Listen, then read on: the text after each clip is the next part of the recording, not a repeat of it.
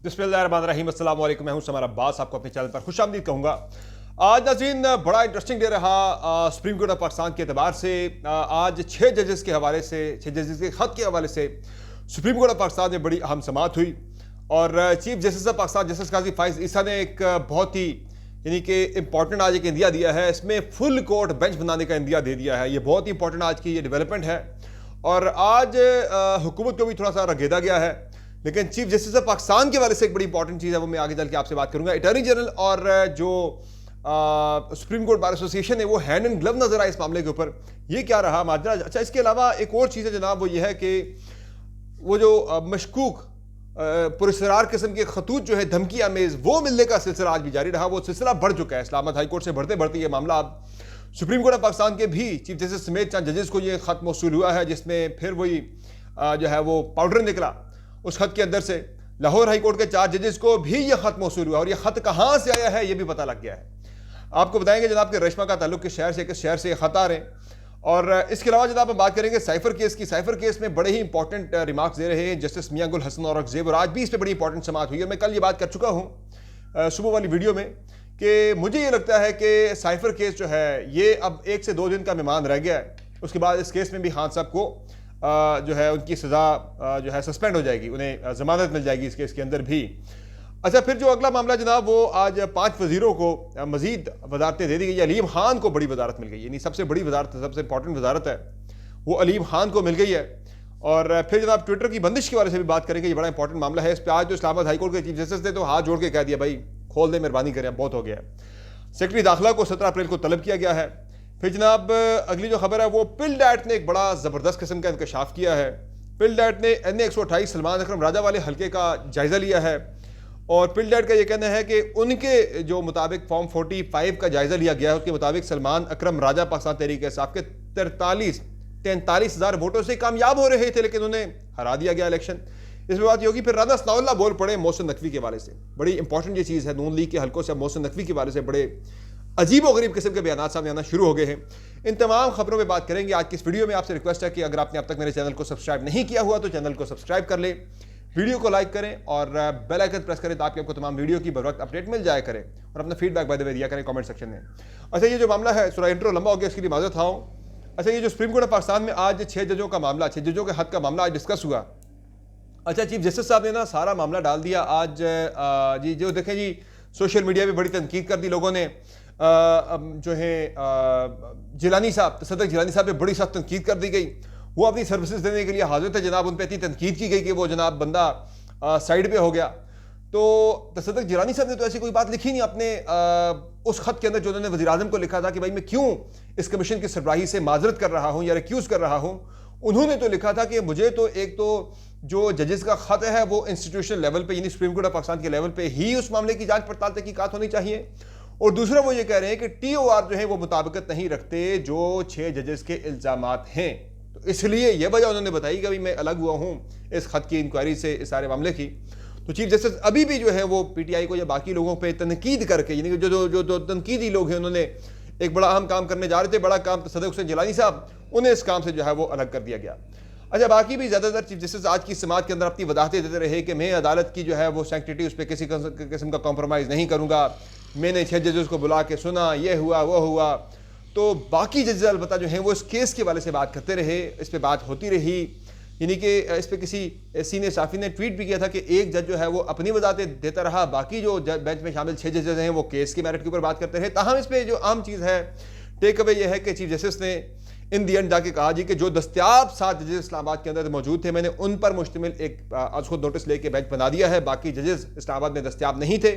तो अब जनाब वो ये कह रहे हैं कि इसी महीने के एंड पे जाके कोई 28-29 तक वो कह रहे हैं कि जजेस की दस्तियाबी को देखते हुए इस पर फुल कोड बनाया जा सकता है और मामले की जामे तहकीकात होंगी जनाब कि ये मामला जो है ये क्यों जो है ये ख़त लिखा गया, यानी कि जो इसके पीछे जो है वो एग्जेक्टिव के हवाले से अटॉर्नी जनरल ने ज़रा आज थोड़ा अक्लमंदी यानी ज़्यादा होशियार बनने की कोशिश की। तो उस पर बड़ी सख्त किस्म की उन्हें जस्टिस मंसूर अली शाह ने और जस्टिस अतर मिनल्ला ने उनकी क्लास ले ली। उन्होंने कहा यार आप क्या बात कर रहे हैं, हमने यहाँ से 5 बंदे रिहा किए अडयाला जेल से, रिहाई का हुक्म दिया सुप्रीम कोर्ट ने, और आप जनाब जो है वहाँ से MPO के तहत आपने फिर वो बंदे गिरफ्तार कर लिया। सुप्रीम कोर्ट के हुक्म की जो है वो हुक्म अधूरी की गई है, हुक्म को वायलेट किया जा रहा है। तो ज़रा उनकी क्लास भी ले ली। तो ये एक यानी कि बड़ी इंटरेस्टिंग समाअत थी। बहरहाल इसमें अब जो मामला है वो बड़ा अहम हो रहा है कि सुप्रीम कोर्ट ऑफ पाकिस्तान के दीगर जजेस, इन मेरी जो असेसमेंट ये है कि सुप्रीम कोर्ट ऑफ पाकिस्तान के बाकी जजेस और इसके अलावा जो वकला बरादरी है, आज तो चीफ जस्टिस साहब ने यानी कि मान लिया कि वो 300 जजेस के कहने पे ही दबाव में आके, यानी उनका प्रेशर भी था जो उन्होंने खत लिखा था उसको नोटिस के लिए, लेकिन कहते रहे जी वो कौन है 300 जज, में तो जानता भी नहीं हूँ कौन है। तो काजी फाइज साहब को ये बताना चाहता हूँ कि ये वही 300 जजेस हैं कि जब आपके खिलाफ रेफरेंस आया था तो उस वक्त ये जज आपके साथ खड़े थे यकजहती में। तो आज आप उन्हें भूल गए जब आप चीफ जस्टिस बन चुके हैं, ये अलग बात है। लेकिन यह कि फिर आज की समाअत के अंदर काफ़ी यानी कि जो है इस मामले पे उन्होंने 300 जजेस की बात भी की और मीडिया को भी तनकीद का निशाना बनाया, सोशल मीडिया को तनकीद का निशाना बनाया। लेकिन बहरहाल ये मामला अब मैं बता रहा हूँ कि पीटीआई की इस पर क्रेडिट जाता है, पीटीआई को कि उन्होंने दबाव डाला भरपूर तरीके से, वकला जिन्होंने दबाव डाला, और इस्लामाबाद हाईकोर्ट के 6 जजेस भी जो हैं वो भी पीछे नहीं हटे इस मामले से।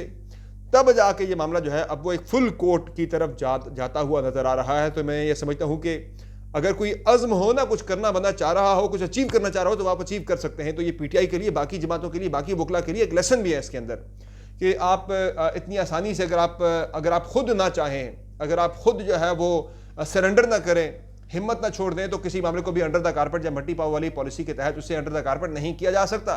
तो अब ये मामला जो है वो लगता है कि अपने लॉजिकल कंक्लूजन की तरफ जा सकता है। अच्छा, एक और चीज़ जो आज इंपॉर्टेंट थी वो सुप्रीम कोर्ट से मुतल्लिक ही थी, सुप्रीम कोर्ट से मुतल्लिक ही थी। आज एक और मामला ये हुआ जनाब के कल जिस तरह से इस्लामाबाद हाई कोर्ट के 8 जजों को खत मिले थे जिनमें पाउडर निकला था उनमें से। अब ये हुआ जनाब के कहा जा रहा है कि वो एंथ्राक्स जो है केमिकल है वो इसके अंदर था। कुछ कह रहे हैं भाई सिंपल जो है वो पाउडर था, कॉस्मेटिक पाउडर था, उसमें डाला गया था जस्ट डराने के लिए, धमकाने के लिए जजेस को। अब मामला ये हुआ जनाब कि ये ख़त सुप्रीम कोर्ट ऑफ पाकिस्तान के चीफ जस्टिस में चंद जजों को भी मौसूल हुआ है और लाहौर हाई कोर्ट के 4 जजों को भी आज ये खतूत मौसूल हुए हैं धमकी आमेज़। इन 4 जजेस में justice Shahid Bilal, justice Shujaat Ali, justice Abid Aziz और जस्टिस आलिया नीलम इसमें शामिल हैं, जिन्हें आज ये धमकी आमेज़ खतूत जो हैं वो मौसूल हुए हैं, इनमें जिनमें पाउडर था। अच्छा, इस्लामाबाद हाई कोर्ट में आज जस्टिस आमिर फारूक साहब समाअत कर रहे थे साइफर केस की। तो उस दौरान जब ये बात हुई तो उन्होंने कहा जी बुलाएं, इस्लामाबाद पुलिस के डीआईजी को बुलाएं, सिक्योरिटी के जो लोग हैं उन्हें बुलाएं और उनसे पूछें भाई ये क्या माजरा चल रहा है। उनको इस्लामाबाद के जो है एडवोकेट, यानी कि जो एडिशनल एडवोकेट जनरल, उन्होंने कहा जी बुलाएं आप, ये क्या माजरा चल रहा है जनाब। तो उस पर फिर ये हुआ जनाब के आके बताया जी इस्लामाबाद पुलिस के हुकाम ने कि जी हम तहकीकात कर रहे हैं इसका फोरेंसिक हो रहा है, ये हो रहा है, वो हो रहा है। उनका फोरेंसिक हो रहा है, भाई आप ये तो बताएं कि ये कहाँ से है, खत किसने भेजा। उन्होंने कहा जी वो एक यानी कि वो मोहर जो है स्टैंप है, जो सही तरह से वो पोस्टल स्टैंप पढ़ी नहीं जा रही, तो एक स्टैंप को हमने पढ़ने की कोशिश की है, तो ये खत जो है ये पिंडी से भेजे गए हैं। ओरिजिन जो है वो पकड़ा गया इन खतूत का कि वो पिंडी से भेजे गए हैं और पिंडी से वो कह रहे हैं कि जीपीओ से ये खत निकले हैं। जीपीओ से पीछे जो है वो किस जो है वो पोस्ट बॉक्स से, किस लेटर बॉक्स से जनाब ये जीपीओ तक पहुंचे हैं, वो जो है मामला उसको जांच पड़ताल की जा रही है और पकड़ा जा सकता है आराम से सीसीटीवी कैमरा को देखते हुए। अगर कहीं पे लगे विसिनिटी में कोई पकड़ना चाहे तो पकड़ा जा सकता है। ये आज अदालत पे इस पे बात भी हुई। तो हम ये है जी कि ये खतूत जो है ये पिंडी से आए हैं। पिंडी जीपीओ जो है उनका ओरिजिन है, पिंडी के जीपीओ से ये खत निकले हैं और किसी खत पे रेशम, किसी पे रेशमा लिखा गया है, तो रेशमा या रेशम का जो पता है वो पता लग गया कि वो शहर उसका पिंडी है। बाकी अब उसका मजीद पता जो है वो तलाश करने की कोशिश की जा रही है, अगर नीयत हुई तो पकड़ा जा सकता है। अच्छा, इस पे आज साइबर केस की जो समाअत हुई उसमें जस्टिस यानी कि आमिर फारूक साहब और जस्टिस मियां गुल हसन औरंगजेब की सरबराही में ये समाअत हो रही थी। दो जजेस पे मुश्तमिल ये बेंच समाअत कर रहा था। इस समाअत में ये हुआ जनाब कि आज जस्टिस मियां गुल हसन औरंगजेब ने कल भी बड़े इंपॉर्टेंट रिमार्क्स दिए थे आजम खान के बारे से कि भाई ये क्या माजरा है। आजम खान आके बयान भी दे देता है, वो गायब होता है, घर वाले आके दरखास्तें देते हैं कि भाई ये बंदा गायब हो गया हमारा, बाद में आके वो बंदा आके बयान भी दे जाता है, रिकॉर्ड भी करवा जाता है, सब कुछ वो स्टार विटनेस बन जाता है, लेकिन उसके बारे में पूछा नहीं जाता भाई वो किन हालात में वो ये बयान रिकॉर्ड करवा रहा है 164 का। तो ये बड़े इंपॉर्टेंट कल के रिमार्क्स थे। आज भी उन्होंने इस केस के बारे में बड़े इंपॉर्टेंट रिमार्क्स दिए।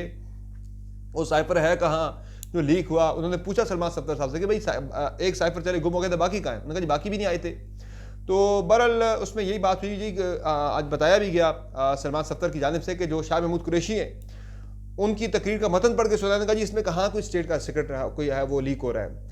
फिर ये भी पूछा आज जस्टिस मियां गुल हसन औरंगजेब ने भाई कि ताल्लुकात आपने कहा ख़राब हो गए अमेरिका के साथ इस साइफर की बुनियाद पे, कहाँ ताल्लुकात ख़राब हुए। उन्होंने कहा कोई ताल्लुकात ख़राब नहीं हुए। उन्होंने कहा जी अगर ख़त के अंदर कुछ नहीं था तो फिर आपने डिमार्श किया अमेरिकी सफ़ीर को। तो डिमार्क करने से भी आपके ताल्लुकात ख़राब नहीं हुए। तो बहरहाल ये मैं इतना आपको बता रहा हूँ कि ज़्यादा डिटेल में जाए बगैर कि साइफर केस जो है वो 1-2 दिन का मेहमान रह गया है। आज कहा अपना सलमान सत्तर साहब ने कि मुझे 15 मिनट और दें, मैं आज ही ये कंक्लूड कर देता हूँ सारी बहस।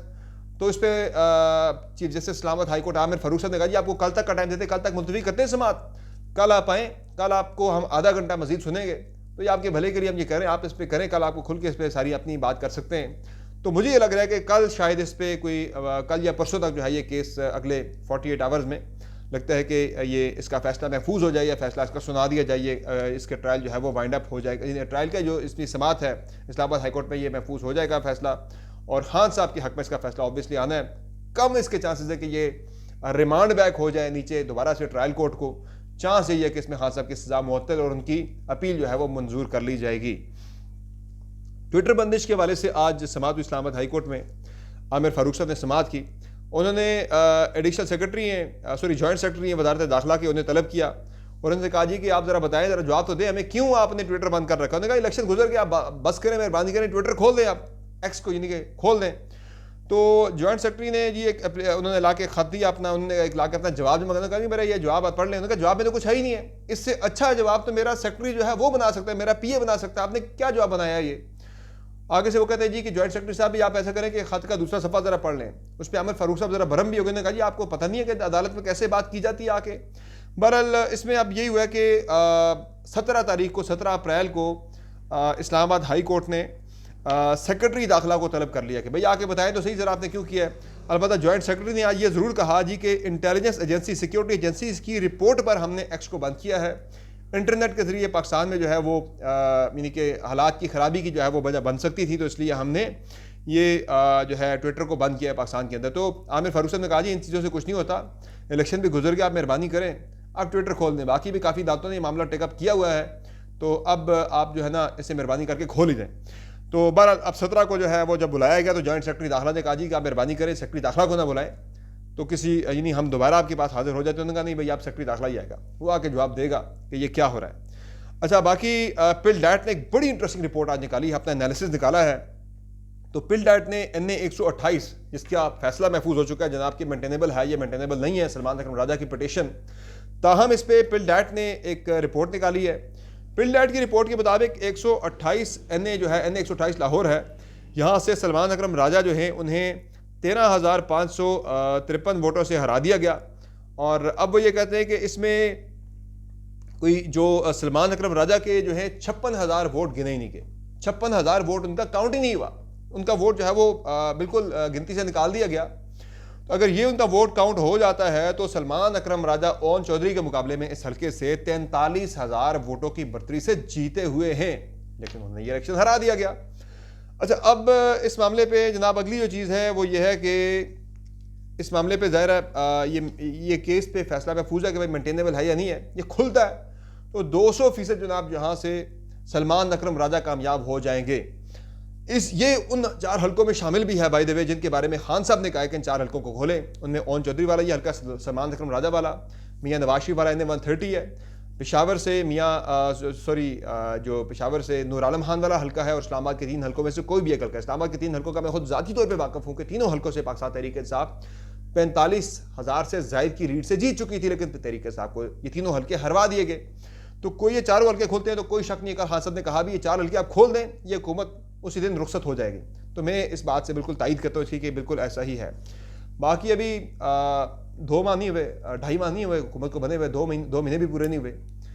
नून लीग के अंदर से मोहसिन नकवी के हवाले से आवाज़ें उठना शुरू हो गई हैं। राना सनाउल्लाह साहब ने कल एक शो के अंदर अली हैदर के शो पे एक न्यूज़ पे बड़ी खुल के बातें की, इशारतन किनायतन की, लेकिन बड़ी खुल के की।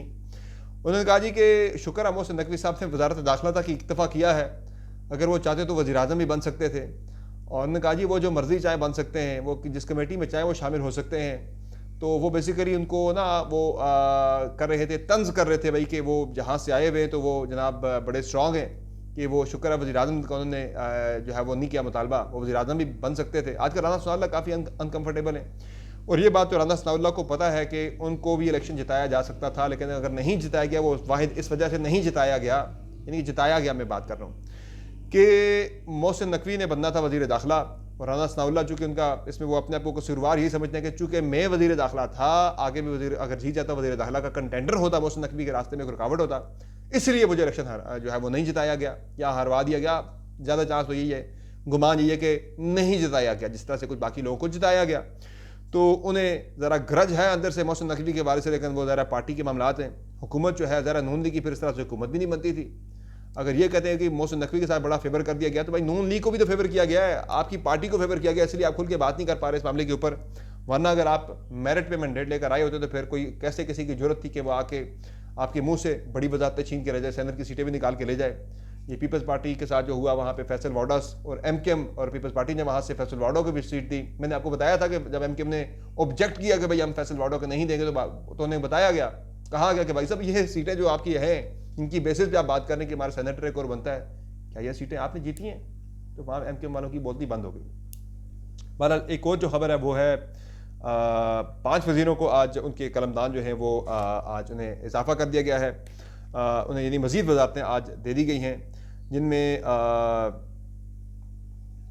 अलीम खान साहब को वजारत जो दी गई है वो कम्युनिकेशन की मवासलात की वजारत दी गई है। ये सबसे बड़ी और तगड़ी वजारत है, बड़े काम इसमें होते हैं पूरे मुल्क के अंदर। इजाफी करमदान उन्हें दिया गया है। फिर सालेह हुसैन को मजहबी अमूर का इजाफी करमदान दिया गया है। वज़ीर सनत और पैदावार राना तनवीर को नेशनल फूड सिक्योरिटी का इजाफी करमदान दिया गया है।